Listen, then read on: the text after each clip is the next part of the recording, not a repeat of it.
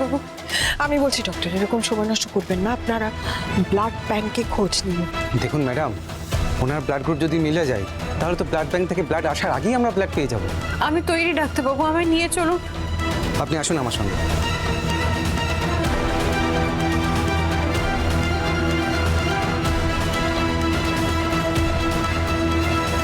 সোহাগের ব্লাড গ্রুপটা যেন কাজে লাগে ঠাকুর।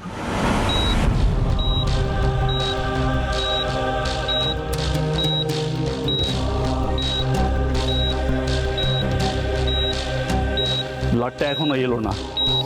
ব্লাডটা এখন না এলে তো পেশেন্টের লাইফ রিস্ক হয়ে যাবে।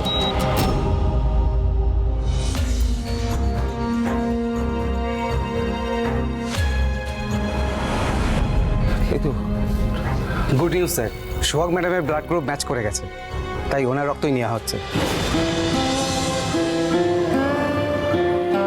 দেখলে তো মনে রাখি, যে মেয়েটাকে তুমি সবসময় কারণে অকারণে অপমান করো, সেই মেয়েটির রক্তে কিন্তু সূর্যর প্রাণ বাঁচছে।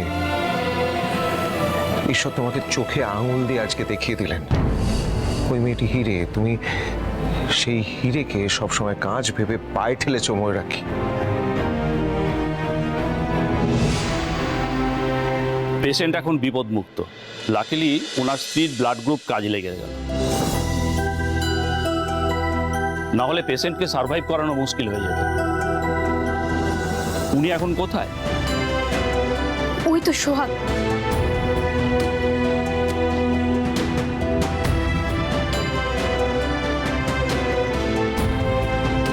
বসো এখানে। আপনি তো পৌরাণিক গল্পের সাবিত্রী। আপনি আপনার স্বামীকে মৃত্যুর মুখ থেকে ফিরিয়ে আনলেন। না ডাক্তারবাবু, আপনি না থাকলে। আরে না না, আমরা তো আমাদের ডিউটি করেছি। এনিওয়ে, আপনারা যদি চান পেশেন্টের সঙ্গে দেখা করতে পারেন। হ্যাঁ, তবে সবাই একসঙ্গে যাবেন না, এক এক করে যাবেন। কিন্তু পেশেন্টের সঙ্গে বেশি কথা বলবেন না, দেখবেন চলে আসবেন। Thank you doctor, thank you so much. চলি। সোহাগ, তুমি আগে যাও, সূর্যদাকে দেখে এসো। তাই সোহাগ কেন যাবে আগে? আমি যাব, আমি আগে ওকে দেখতে যাব। তুমি আগে যাবে মনে রাখি।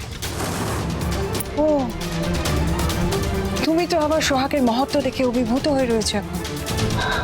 মনে রাখি, আমি শুধু অভিভূত নই, আমি সোহাগের কাছে চিরকৃতজ্ঞ হয়ে আছি এবং থাকবো।